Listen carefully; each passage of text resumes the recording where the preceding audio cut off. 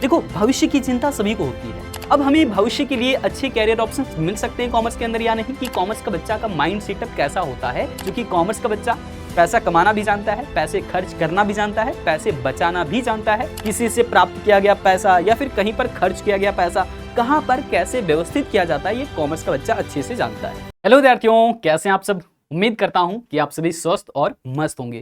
देखो, मेरा नाम है छोटू कुमार। आप मुझे प्यार से छोटू सर कह सकते हैं, इसलिए नहीं कि मैं बहुत सारे सब्जेक्ट जो आपको पढ़ाना शुरू कर देता हूं या फिर इकोनॉमिक्स को गहराई से समझाता हूं, बल्कि आप इसलिए भी कहते हैं क्योंकि मैं आपको कैरियर के गाइडेंस भी देते रहता हूं।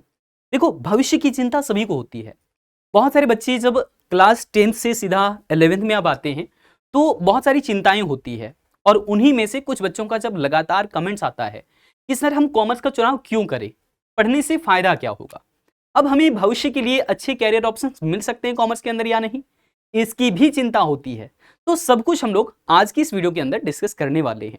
आइए सबसे पहले समझते हैं कि कॉमर्स का बच्चा का माइंड सेटअप कैसा होता है कॉमर्स के अंदर सब्जेक्ट्स को पढ़ने के बाद। अब देखो, सब्जेक्ट्स बहुत सारे हैं कॉमर्स के अंदर, लेकिन कुछ ऐसे सब्जेक्ट्स जो कि बच्चे ज्यादातर पसंद करते हैं, बच्चे पढ़ने में रुचि भी दिखाते हैं और बच्चों को पढ़ना भी चाहिए। सो यहां पर सबसे पहले हम चर्चा करेंगे सब्जेक्ट के बारे में, फिर हम देखेंगे कि इन सब्जेक्ट्स को पढ़ने से फायदा क्या क्या होता है, और इन सब्जेक्ट के पढ़ने के बाद हमारा माइंड सेटअप कैसा हो जाता है। और फिर कैरियर की चिंता बिल्कुल ना करो, क्योंकि कॉमर्स का बच्चा पैसा कमाना भी जानता है, पैसे खर्च करना भी जानता है, पैसे बचाना भी जानता है, और एक कंपनी को सलाह भी देना जानता है। तो आज हम लोग सारी चीजों पर चर्चा करने वाले हैं।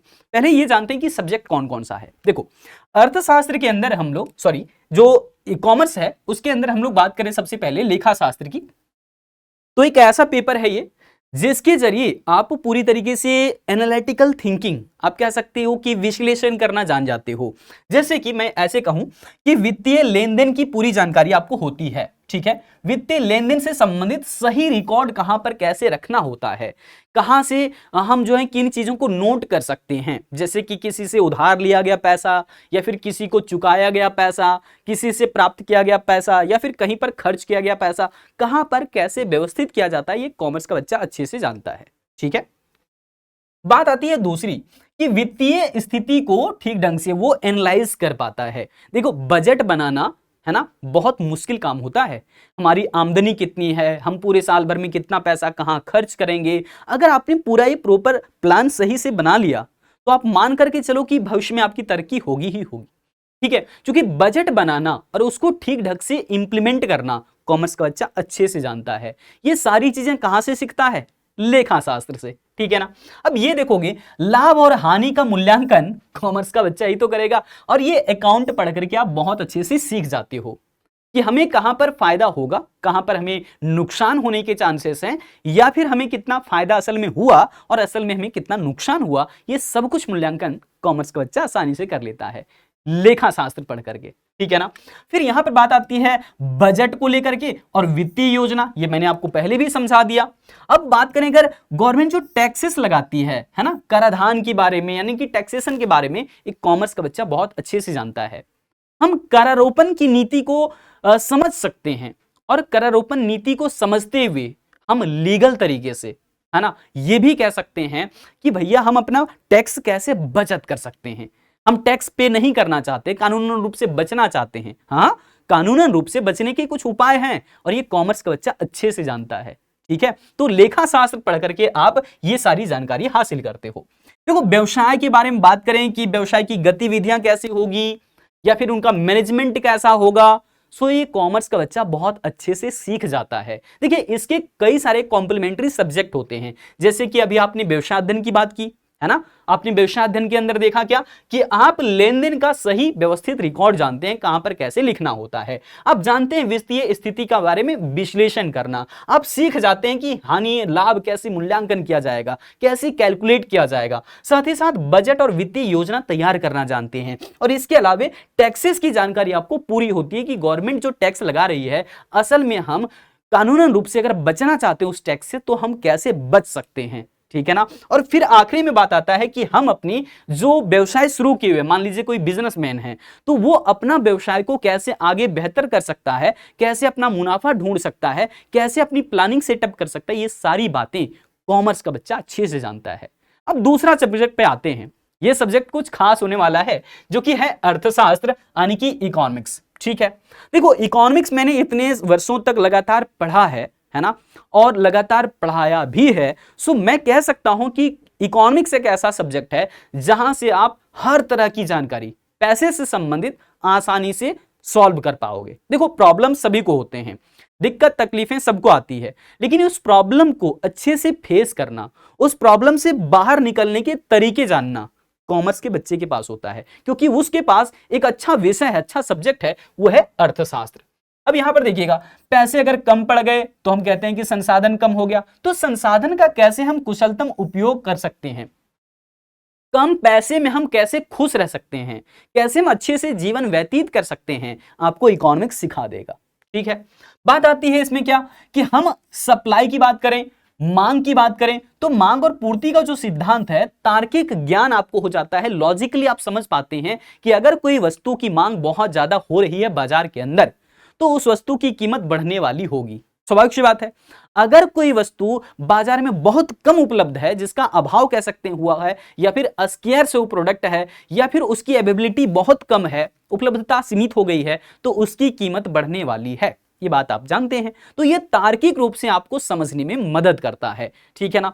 बात आती है फिर बाजार में कंपटीशन का। ठीक है, तो बाजार में कंपटीशन किस वस्तु को लेकर के ज्यादा चल रहा है, ये सारी बातें आप समझ पाते हैं इकोनॉमिक्स की मदद से। ठीक है, इसके साथ में ही उत्पादन हम कैसे कुशल तरीके से कर सकते हैं, जिसमें कि लागत कम आएगा और कम से कम लागत में ही हम ज्यादा से ज्यादा जो है मुनाफा कमा सकेंगे। मतलब कम से कम लागत में बढ़िया क्वालिटी का प्रोडक्ट हमें बनाना है और उसको इस कीमत पर बेचना है कि हम अपने प्रॉफिट को भी मैक्सिमाइज कर सकें। समझ पाए? तो ये सब कुछ आप सीख जाते हो इकोनॉमिक्स पढ़ करके। साथ ही साथ डिस्ट्रीब्यूशन की बात हो, यानी कि वितरण की बात हो, तो ये समझ सिर्फ और सिर्फ अर्थशास्त्र या फिर कॉमर्स के बच्चे के पास होता है, जहां से आप सीख पाते हैं कि कोई भी प्रोडक्ट कितने में बना और हम किन लोगों तक उसको आसानी से पहुंचा सकते हैं। यह डिस्ट्रीब्यूशन सिस्टम बहुत ही जटिल होता है, लेकिन ये सारी चीजें आप इकोनॉमिक्स की मदद से सीख सकते हैं, क्योंकि डिस्ट्रीब्यूशन थ्योरी बहुत सारी इकोनॉमिक्स के अंदर में पहले से ही है। ठीक है, बात आती है यहां पर कि सरकार जो आर्थिक भूमिका निभाती है, ठीक है, जैसे कि गवर्नमेंट ने टैक्सेस लगाया या फिर गवर्नमेंट हमसे टैक्स वसूल रही है, गवर्नमेंट पैसे खर्चे कर रही है जनता की भलाई के लिए, ये सारा समझ कॉमर्स के बच्चे के पास बहुत बढ़िया से होता है। और इसी वजह से तो हम एक अच्छी सरकार का चुनाव कर पाने में समर्थ हो जाते हैं। हाँ, देखो देश की जो फाइनेंशियल लिटरेसी रेट है बहुत कम है। हाँ, लोग पैसे के मामले में जो है वो बहुत कम ज्ञान रखते हैं। हाँ, ये बात बहुत सही है। मैं हमेशा कहता हूं कि देश के अंदर में बहुत कम लोग जागरूक हैं जो कि भारत सरकार का बजट के बारे में ठीक से आपको बता सकें। भारत सरकार पैसे कहां कैसे खर्च करती है और किस किस तरह के खर्चे करती है, यह कॉमर्स का बच्चा बहुत बेहतरीन तरीके से जानता है। हाँ, क्योंकि सरकार जो नीतियां बनाती है, सरकार जो पैसे खर्च करती है, उसका प्रभाव हम सभी आम जनता पर पड़ता है। और अगर उनके प्रभावों को आप समझ पाए तो फिर क्या ही बात है ना। सो यहां पर आइए, देखो देश के अंदर में वस्तुएं महंगी होती है, सस्ती भी होती है, लेकिन मुद्रास्फीति जिसे हम महंगाई कहते हैं, इन्फ्लेशन कहते हैं, और ब्याज दर, इन दोनों में तालमेल की जानकारी कॉमर्स के बच्चे के पास होता है। साथ ही साथ राष्ट्रीय आय यानी कि नेशनल इनकम और आर्थिक वृद्धि की बेहतर समझ भी कॉमर्स के बच्चे के पास होता है। मैं ऐसा इसलिए आज कह रहा हूं क्योंकि देखो इकोनॉमिक्स के अंदर में बहुत सारे टर्मिनोलॉजी हैं, ठीक है, और उस टर्मिनोलॉजी को सटीक तरीके से डिफाइन करना सबके बस की बात नहीं होती है, लेकिन कॉमर्स का बच्चा अर्थशास्त्र के जरिए ये सारी चीजें आसानी से सीख जाता है। ठीक है ना। अब यहां पर आइए, देखो वैश्विक अर्थव्यवस्था का प्रभाव भी हमारे देश पर पड़ता है, ठीक है, और हमारे देश पर उसका असर पड़ता है, इसका मतलब हमारे देश के नागरिकों पर भी उसका असर पड़ता है। यानी कि अगर चाइना में कुछ हो रहा है आर्थिक मामलों में, तो उसका असर हमारे देश पर भी पड़ेगा, क्योंकि आज पूरी दुनिया खुली अर्थव्यवस्था को अपनाई हुई है, एक दूसरे से आयात निर्यात कर रहे हैं, वस्तुएं लेन देन कर रहे हैं, तो इसलिए किसी एक देश में अगर आर्थिक प्रभाव कुछ हुआ तो उसका असर दूसरे देश पर भी देखा जाता है। और उसकी अगर समझ कॉमर्स के बच्चे के पास है तो वो एक अच्छा इकोनॉमिक डिसीजन ले सकता है अपने लिए, अपने देश के लिए, अपने समाज के लिए। ठीक है ना। फिर यहां पर आइए, क्या व्यवसायिक निर्णय कुछ ऐसा ले पाएगा? मैंने अभी इसी की चर्चा कर दी आपके लिए कि हां, ये डिसाइड कर पाएगा कि देखो दूसरे देश में अगर जो है इन्फ्लेशन आया है तो उसका असर हमारे देश पर भी देखने को मिलेगा। और हमारे देश में अगर पहले से ही महंगाई है, पहले से ही या फिर इन्फ्लेशन है, डिफ्लेशन है, ये सारी चीजें अगर आपके अंदर समझ है तो उसके हिसाब से आप अपनी व्यवसायिक रणनीतियां तैयार करते हो। आप उसमें से प्रॉफिट की तलाश में लगे रहते हो कि क्या जरिया, क्या तरीका हो सकता है। बात समझ पाए? जैसे कोविड-19 के टाइम में हुआ क्या, बहुत सारे जो है वो फैक्ट्रियां बंद हो गई, काम धंधा बंद हो गया, लोगों को है ना बाहर कर दिया गया नौकरियों से, मतलब वो बेरोजगार हो गए। अब ऐसी स्थिति में बहुत सारे लोग मौके की तलाश में रहे और उन्हें अपना जो बिजनेस है पूरी तरीके से ऑनलाइन सेटअप कर दिया। ठीक है, अब ऑनलाइन में ये बात बहुत ही आसान हो गया कि हम किसी भी प्रोडक्ट को जो वो खरीदना चाहते हैं, फटाक से अपना जो वो सब कुछ डिटेल शेयर कर दिया, हमने जो वो उसको बता दिया कि भाई हमें ये सामान चाहिए, अब फलाने डेट में हमें वो डिलीवर हो जाता है। अब कैश लेना भी आसान है, कैश पेमेंट करना भी आसान हो गया, है ना। तो ये सब कुछ समझ कॉमर्स के बच्चे के पास बहुत अच्छे से होता है कि हम अपने व्यवसाय को कैसे और बेहतर ढंग से आगे ले जा सकते हैं। ठीक है, चलिए अब यहां पर आइए अगले सब्जेक्ट के लिए। यह है आपका बिजनेस स्टडीज यानी कि व्यवसाय अध्ययन। देखो, सैद्धांतिक रूप से कोई भी कंपनी कैसे चल रही होती है, उसमें किन किन लोगों की आवश्यकता होती है, उसका मैनेजमेंट कैसे होता है, यह सब कुछ समझ आपका बेहतर हो जाता है व्यवसाय अध्ययन पढ़ने के बाद। तो व्यापार और प्रबंधन की गहरी जानकारी, गहरी समझ सिर्फ कॉमर्स के बच्चे के पास होता है इस सब्जेक्ट को पढ़ने के बाद। देखो, विपणन को हम लोग बाजार भी कहते हैं, मार्केटिंग है ये, और ग्राहक सेवा, ये सारी समझ एक कॉमर्स के बच्चे के पास होता है, जिससे कि वो मार्केट स्ट्रक्चर को समझ पाता है, कौन सा बाजार कैसा है, उसके स्वरूप कैसे हैं, वो कैसे काम करता है, ठीक है, उसके क्या टर्म्स एंड कंडीशंस होते हैं, ये सब कुछ आपको समझ आ जाता है। उद्यमिता की बात करें, है ना, एक एंटरप्रेन्योरशिप की बात करें, तो उसके लिए मार्गदर्शन, है ना, पूरी तरीके से इस सब्जेक्ट के अंदर लिखा होता है कि कैसे आप अपना बिजनेस को शुरू कर सकते हैं, उसमें क्या तरीका, क्या आइडिया आपकी होगी, कैसे आप प्रॉफिट की तलाश कर सकते हैं कम से कम कॉस्ट पर, ये सारी बातें यहां से आप सीख जाते हो। देखिए, अभी हमने कुछ देर पहले इकोनॉमिक्स के लिए बात किया था, ठीक वैसा ही कुछ जानकारी आपको अंतरराष्ट्रीय व्यापार का समझ, अंतरराष्ट्रीय व्यापार का ज्ञान आप व्यवसाय अध्ययन से भी पा लेते हैं। व्यवसायिक कौशलता भी आपके अंदर आ जाता है, जिससे कि आप अपना खुद का बिजनेस भी शुरू कर पाते हैं। लेकिन ये थ्योरीज आपके पास होगा तभी तो कर पाएंगे, समझ पाए? सो ये चीजें होनी जरूरी हैं आपके पास।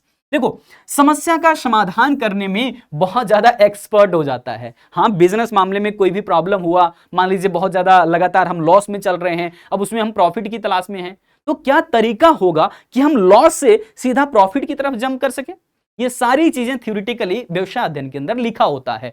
तो या आप यहां से सीख जाते हो और उस चीज को आप अपने व्यवसाय के अंदर लागू करते हो, तो वहां पर आप लॉस से सीधा प्रॉफिट की तरफ बढ़ने की खूबी आपके अंदर हो जाती है। ठीक है, फिर बात आता है नेतृत्व करने की, है ना। हमने कहते हैं ना लीडर बन गए हम। लीडर किसका? नेता नहीं, लीडर अपने व्यवसाय का, है ना, अपने उद्यम का। हम अपने उद्योग के अंदर में खुद का पहचान बना पाते हैं, हम 2 4 10 लोगों को हैंडल कर सकते हैं कि भाई ऐसे ऐसे काम करने हैं। बात समझ पाए? तो इस तरीके से नेतृत्व आपके अंदर बहुत अच्छे से बिल्डअप हो जाता है। निर्णय लेने की क्षमता का विकास आपके अंदर इतनी गहरी समझ हो जाती है कि आप डिसाइड कर पाते हो कि हमें कोई भी प्रोडक्ट कितने में बनाना है, कितने में बेचना है, कितना हमें प्रॉफिट हो सकता है, पहले ही आप स्ट्रक्चर मैनर में पूरी तरीके से बताने के लायक हो जाते हो। क्या ये बातें आपको समझ आ रही है कि हाँ सर, कॉमर्स के अंदर में ऐसे बहुत सारे सब्जेक्ट हैं जिसके अंदर हमें व्यवसाय से संबंधित, है ना, बहुत अलग अलग चीजें सीखने को मिलता है बारीकी से। चलिए आगे बढ़े, अगले सब्जेक्ट को देख लो। ये है आपका मैथमेटिक्स। अब गणित बहुत सारे बच्चे जो है रखते भी हैं, नहीं भी रखते हैं। तो कॉमर्स का बच्चा अगर मैथमेटिक्स के साथ जुड़ गया है तो उसको कुछ तो अलग चीजें मिलेगी ही मिलेगी। जैसे कि मान लीजिए कोई बच्चा इकोनॉमिक्स के साथ, व्यवसाय अध्ययन के साथ, लेखा शास्त्र के साथ में गणित रखा हुआ है, तो उसका तर्क जो क्षमता होता है, जो लॉजिकल थिंकिंग होती है, ये बढ़ जाती है। हाँ, देखो मैथमेटिक्स सिखा देता है कि किसी एक प्रॉब्लम को, किसी एक समस्या को कैसे अलग अलग तरीके से हल किया जा सकता है। तो मैथमेटिक्स के अंदर में हम लोग मैथमेटिकल मेथड्स को सीखते हैं, टेक्निक्स को सीखते हैं, और वो तकनीकी हमें कहीं ना कहीं ये आत्मनिर्भरता की तरफ बढ़ाता है कि हाँ, एक किसी समस्या को अलग अलग तरीके से हल करने की विधियां जानते हैं। ठीक है ना, इस चीज की कॉन्फिडेंस आती है। देखो मानसिक विकास, देखो मानसिक विकास की हम बात तभी कर सकते हैं जब हम खुद कॉन्फिडेंट रहें। आपने सुना होगा कि बहुत ऐसे बच्चे होते हैं जो पढ़ने में बहुत टैलेंटेड हैं, लेकिन वो सामने किसी के बोल नहीं पाते हैं। इसका मतलब क्या है कि मेंटली वो स्ट्रांग जरूर हैं, मन दिल सब कुछ कह रहा है कि भैया कह दो कह दो कह दो, लेकिन कॉन्फिडेंस थोड़ा सा लूज होता है। मालूम है क्यों? इसलिए क्योंकि उसने जो है वो कहीं ना कहीं अपने मन मस्तिष्क को बता रखा है कि भाई तुम्हें सिर्फ सब्जेक्ट नॉलेज है, तुम आगे बोल नहीं पाओगे जब 10 लोग खड़ा होंगे। लेकिन फिर कहते हैं कि अगर आपके पास गणित है, मैथमेटिक्स है, तो मैंने कहा ना कि एक प्रॉब्लम को कई अलग अलग तरीके से सॉल्व करने के तरीके बताए जाते हैं इसके अंदर। तो इसलिए आपके अंदर क्या डेवलप होता है? मेंटल डेवलप हो जाती है, आपकी थोड़ी सी मानसिक विकास हो जाती है, आप कॉन्फिडेंट होते हो हर एक चीज के लिए। ठीक है, चलो आगे आए। देखो, निर्णय लेने की क्षमता हर एक सब्जेक्ट के अंदर में तो बात होती ही है, चाहे आप कोई भी सब्जेक्ट पढ़ लो, दुनिया का कोई भी सब्जेक्ट, निर्णय लेने की क्षमता आपके अंदर डेवलप होगी ही होगी। ठीक है, साथ ही साथ विश्लेषणात्मक दृष्टिकोण का विकास होता है कि किसी चीज को हम कैसे कैसे जो वो एक्सप्लेन कर सकते हैं। तो ये एक्सप्लेनेशन, ये विश्लेषणात्मक दृष्टिकोण आपके अंदर अगर डेवलप होता है तो किसी भी एक प्रोडक्ट को बहुत अच्छे से डिफाइन कर पाते हो, है ना, कि ये प्रोडक्ट की हाइट क्या है, इसकी लेंथ क्या है, ये सारी चीजें बता सकते हो, है ना। बात समझ पाए? इसी प्रकार से गणना कौशल का विकास आपके अंदर हो जाता है, जहां से आप किसी भी चीज को आसानी से कैलकुलेट कर पाते हो, गणना कर पाते हो। अब इतने सारे विषय हमने आपको बताए, तो देखो कॉमर्स के अंदर ही आ जाता है फिर स्टैटिस्टिक्स, जो कि स्टेट बोर्ड के बच्चे इकोनॉमिक्स के अंदर में पढ़ते हैं, कहां पर, है ना, स्टैटिस्टिक्स यानी कि सांख्यिकी 11th के अंदर में पढ़ते हैं। अब ये सब्जेक्ट एक ऐसा सब्जेक्ट है जो कि मैथमेटिक थ्योरी भी इसमें लगती है, साथ साथ में इकोनॉमिक्स के अंदर में आते हैं तो इकोनॉमिक्स की कुछ कुछ जो है थ्योरी लग जाती है इसके अंदर। सो यहां पर देखिएगा विश्लेषणात्मक दृष्टिकोण आपके अंदर आ जाता है, किसी भी चीज को कैसे आप डिस्क्राइब कर सकते हो। मैंने अभी कुछ देर पहले ही कहा मैथमेटिक्स से जुड़ा हुआ सब्जेक्ट है ये। उसी प्रकार से कौशल जो है वो आपके अंदर आ जाता है कैलकुलेट करने का, है ना। फिर जो है वो शोध और देखो अनुसंधान के मामले में बहुत ज्यादा इसका हेल्प लिया जाता है। जब आप पीएचडी वगैरह करोगे ना, जब रिसर्च वगैरह करोगे ना किसी पर्टिकुलर टॉपिक के ऊपर में, तो एक कोरिलेशन टॉपिक पढ़ना होता है कि बताइए रिलेशन क्या है। जैसे चाइल्ड मैरिज के ऊपर में कई बार बातें ऐसे ही आ जाती है कि समाज के अंदर बताओ कि जो चाइल्ड मैरिज है ना, बाल विवाह जैसे हैं चीजें, तो ये कैसे कोरिलेटेड है उनके रोग के साथ। देखो जल्दी विवाह कर दिया जाता है तो उसके कई सारे जो नेगेटिव पॉइंट्स भी होते हैं, है ना, तो उन चीजों के साथ कोरिलेट करके देखा जाता है कि आखिर में ये चीजें किन किन चीजों पर असर डालती है। बात समझ आया? ऐसे आप समझ लीजिए इकोनॉमिक्स के हिसाब से, मान लीजिए कोई वस्तु बहुत महंगी हो गई है, महंगी होने की वजह से लोग उसका डिमांड कम कर रहे होते हैं, क्या ये रिलेशन समझ आता है? हाँ सर समझ आता है। तो ये सारी चीजें एनालाइज करता है स्टैटिस्टिक्स और रियल लाइफ में बताता है कि हाँ ऐसा रिलेशन एग्जिस्ट करता है या नहीं करता है। ठीक है, फिर यहां पर आइए, व्यापार और विपणन की समझ, मैं बार बार आपसे कह रहा हूं, जोखिम प्रबंधन का ज्ञान हो जाता है, रिस्क मैनेजमेंट आप सीख जाते हैं कि डेटा आपके पास होता है। देखो मैंने मान लो ये प्रोडक्ट 50 यूनिट बनाया, हमारा 30 यूनिट तो बिक गया, 20 यूनिट हमारा मार्केट में जैसे कि तैसे पड़ा हुआ है, तो हमारे पास ये नॉलेज तो हो गया डेटा के अनुसार। अब उसी आंकड़ा, उसी डेटा के हिसाब से हम जो है यहां पर बिल्कुल रिस्क मैनेजमेंट सीख सकते हैं। स्टैटिस्टिक्स ये हेल्प करता है आपको जानने में कि अब 20 जो हमारा प्रोडक्ट अभी भी मार्केट में बना हुआ है वो हम कैसे बिक्री उसकी बढ़ा सकते हैं। बात समझ आया? तो ये हो गया रिस्क मैनेजमेंट का सिस्टम जो कि आप स्टैटिस्टिक्स से सीख जाते हो। देखो बेहतर तरीके से भविष्यवाणी कर पाना स्टैटिस्टिक्स से आपको हेल्प कर सकता है, हालांकि कभी भी मिसलीड भी करता है कभी कभी, लेकिन आंकड़ों के साथ अगर बात करें, जैसे कि कई बार होता है ना कि क्रिकेट मैच आप देख रहे हैं तो पहले ही आपको जो कमेंटेटर होते हैं वो बता रहे होते हैं कि पिछले मैच लगातार 4-5 मैचों में, है ना, विराट कोहली का स्कोर बहुत बढ़िया रहा है, तो उम्मीद है कि इस मैच में भी या फिर इस वाले मैच में भी उनका स्कोर बहुत बढ़िया होगा। तो लोग पहले से उम्मीद लगाए बैठे होते हैं। ठीक वैसा ही आपको ये बिल्कुल भविष्यवाणी करके देता है। आपने क्रिकेट मैच में कई सारा डेटा, कई सारे ग्राफ ऐसे ऐसे ऊपर नीचे जाते हुए देखा होगा। ये सब कुछ आंकड़ों का खेल होता है जो कि सांख्यिकी के अनुसार ही तैयार किए जाते हैं। अब मुझे बताओ कि ये सारा चीज अगर आप कॉमर्स के अंदर में सीख रहे हो तो क्या आपके अंदर सोचने समझने की क्षमता बेहतर नहीं होगी? बिल्कुल होगी, है ना, स्वाभाविक सी बात है। तो ये सारा विषय हमने आपको बता दिया, लेकिन एक दो सब्जेक्ट में और भी चर्चा करता हूं, जैसे कि एंटरप्रेन्योरशिप, जिसको हम उद्यमिता कहते हैं। इससे आप सीखते हो, है ना, सबसे पहली बात तो आत्मनिर्भरता सीखते हो कि हमें अगर कहीं जॉब ना मिले, है ना, ना प्राइवेट ना गवर्नमेंट, तो इस प्रकार से ना सरकारी नौकरी है ना प्राइवेट नौकरी है, तो खुद का अपना रोजगार शुरू कर सकते हैं। लेकिन कौन सा सब्जेक्ट हमें पढ़ना होता है? उद्यमिता, जहां से आपको अलग अलग थ्योरी बताए जाते हैं, अलग अलग बिजनेस आइडिया आपके अंदर डेवलप होता है और वो खुद से आप करते हो अलग अलग क्षेत्रों में जाकर के प्रैक्टिकली, तो भी आपके अंदर और भी अच्छे से समझ आ जाता है। ठीक है, अब देखो यहां पर कमाई तो असीमित हो जाती है भाई, क्योंकि खुद का बिजनेस है तो अपने हिसाब से उसको चलाओगे, है ना, अपने हिसाब से लोगों को हायर करोगे, अपने हिसाब से लोगों को सैलरी दोगे, तो इस तरीके से आप समझो कि आपकी कमाई तो अनलिमिटेड हो जाती है, जितनी मर्जी कमाओ, जितने जगह चाहो तो ब्रांचेस ओपन कर दो। ठीक है, लास्ट में हम कह रहे हैं कि समाज में योगदान आपका बहुत बड़ा हो जाता है। देखो जब कोई उद्यमी बनता है, ठीक है, तो वो ना सिर्फ खुद का डेवलप कर रहा होता है बल्कि सोसाइटी के कई सारे लोग उसके साथ जुड़ जाते हैं। समाज के जब कई सारे लोग उसके साथ जुड़ते हैं तो उस कंपनी का ग्रोथ भी होती है। हाँ, उस कंपनी की ग्रोथ होने के साथ साथ में एक अच्छा रेपुटेशन क्रिएट होता है मार्केट के अंदर या फिर सोसाइटी के अंदर, है ना, कि हाँ इसका भी कुछ ना कुछ कंट्रीब्यूशन है। तो इस तरीके से आगे देखोगे नवाचार यानी कि इनोवेशंस की बात करें, नई नई चीजों को दे पाना। मान लीजिए कोई व्यक्ति लगातार जो है बैठ करके पढ़ाई कर रहा होता है, उसको थकावट हो गई, तो देख रहे हो आजकल अलग अलग चेयर्स बन गए, जैसे कि पीछे लटक जाओ थोड़े, है ना, थोड़ा सा रेस्ट कर लो, फिर आगे हो जाओ, फिर पीछे चले जाओ। इस प्रकार से फ्लेक्सिबल चेयर तैयार किए गए हैं। तो ये कब डेवलप हुआ? जब किसी ने प्रॉब्लम्स को देखा और उस प्रॉब्लम को समझते हुए एनालाइज किया, सोसाइटी को कुछ नया देने की कोशिश किया, तो समाज के अंदर उसकी जो है योगदान तो है ही, साथ में एक नई चीजों का इनोवेशन भी हो गया। तो ये चीजें आपने समझ लिया। अब देखो खुद के सपनों को साकार करने का, है ना, बहुत ही बढ़िया मौका होता है अगर कोई बच्चा इस सब्जेक्ट को पढ़ रहा होता है जिसको हम उद्यमिता या फिर एंटरप्रेन्योरशिप कहते हैं। तो खुद अपना व्यवसाय शुरू करके लोगों को अपने साथ जोड़ सकता है, खुद की जो तरक्की हुई बाकी लोगों को भी वो साथ में लेकर के चलता है, तो उन लोगों की भी तरक्की हो जाती है। अब बात करते हैं, सर ये तो हमें समझ आ गया कि कॉमर्स पढ़ने के बाद, कॉमर्स के अंदर इन सारे विषयों को पढ़ने के बाद हमें अलग अलग तरह का नॉलेज हो जाता है, लेकिन सर ये बताओ फायदा तो समझ आ गया, हम कॉमर्स का चुनाव क्यों करते हैं इसका जवाब तो मिल गया, इसके स्कोप क्या है, कैरियर क्या हो सकता है कॉमर्स के अंदर में? तो आइए एक एक करके बात करें।